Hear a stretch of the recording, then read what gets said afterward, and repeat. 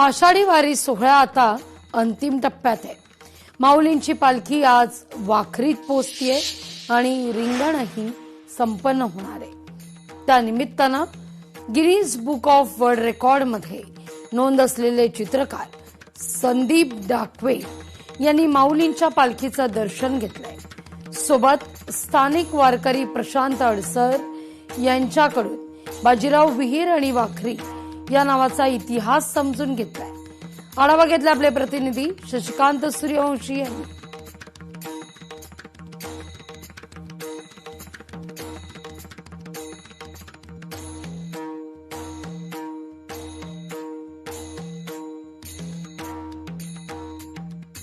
या सगळ्याविषयी अधिक माहिती घेण्याकरता थेट जाऊया आपले प्रतिनिधी शशिकांत सूर्यवंशी यांच्याकडे। रामकृष्ण हरी माऊली। शशिकांत, आपण पाहतोय तुमचाही पोशाख वारकऱ्यांच्या या वेशात असल्याचं पाहायला मिळत आहे। खरं तर माऊलींची पालखी आणि तुकोबांची पालखी आज वाखरीत पोहोचतीये। वाखरी म्हणजे अतिशय शेवटचा टप्पा। आता मात्र अवघे गरजे पंढरपूर असं वातावरण पुढच्या 24 तासात पाहायला मिळणार आहे। काय नेमकी स्थिती या ठिकाणी पाहायला मिळते? कसा उत्साह आहे, कसा जल्लोष आहे?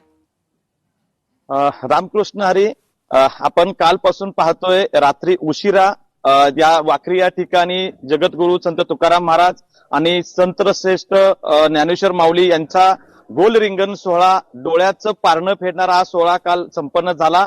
या ठिकाणी लाखो जे वारकरी आहेत त्यांनी या ठिकाणचा सोहळ्याचं दर्शन घेतलं। सोबतच त्या ठिकाणी मोठ्या प्रमाणामध्ये जे वारकरी जमा झालेले होते आणि त्यानंतर वाखरी या ठिकाणी रात्री शेवटचा वारीतला मुक्काम असेल तो त्या ठिकाणी झालेला होता। वाखरीतल्या जे ठिकाणी पालखी स्थळ आहे त्या ठिकाणी दोन्ही पालख्या आहेत। संत ज्ञानेश्वर महाराजांची पालखी पुढे आहे, संत तुकाराम महाराजांची पालखी पाठी काही अंतरावर विसावलेली आहे।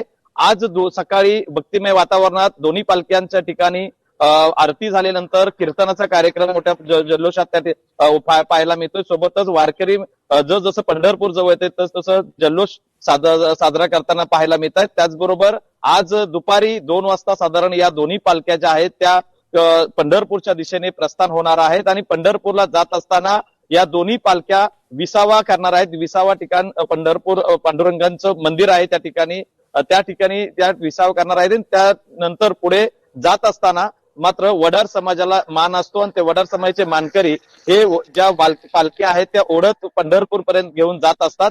असा जो काही सोहळा आहे तो इथून पुढचा सोहळा असणार आहे।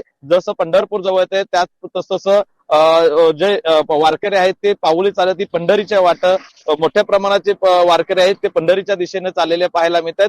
सोबत उद्याच्या दर्शनासाठी राज्यातून इतर राज्यातून जे वारकरी आहेत ते देखील पंढरपूरच्या दिशेने चालतायत। अतिशय शिस्तबद्ध या दोन्ही पालख्या ज्या आहेत त्या प्रमुख पालख्या या ठिकाणी जाताना पाहायला मिळत आहेत। अनेक ठिकाणी आबालवृद्ध आहेत ते देखील या पालखीमध्ये सहभागी होतात। विशेष म्हणजे या दोन्ही पालखी सोहळ्यांमध्ये आपल्याला तरुणाई मोठ्या प्रमाणात पाहायला मिळालेली होती आणि तीच तरुणाई आता पंढरपूरच्या दिशेने चालताना पाहायला मिळतात। सोबत या ठिकाणी असंख्य जे काय वारकरी आहेत ते तल्लीन झालेले पाहायला मिळत आहेत। पंढरपूर जवळ येते तसं त्यांचा आनंद द्विगुणित होताना पाहायला मिळत आहे। शशिकांत, 21 दिवसांचा हा सगळा प्रवास होता आणि तुका म्हणे धावा आहे पंढरी विसावा या भावनेतून ही वारी देहूतून असू दे किंवा आळंदीतून निघाली आणि आता मात्र दोनही मानाच्या पालख्या पंढरीच्या दिशेनं प्रस्थान करतील। कारण आज मध्यरात्री खऱ्या अर्थानं या महापूजेला सुरुवात होणार आहे आणि आषाढीचा उत्साह वारकऱ्यांमध्ये महाराष्ट्रात पाहायला मिळणार आहे। तुर्तास धन्यवाद तुम्ही दिलेला एकूणच या सविस्तर माहिती करता।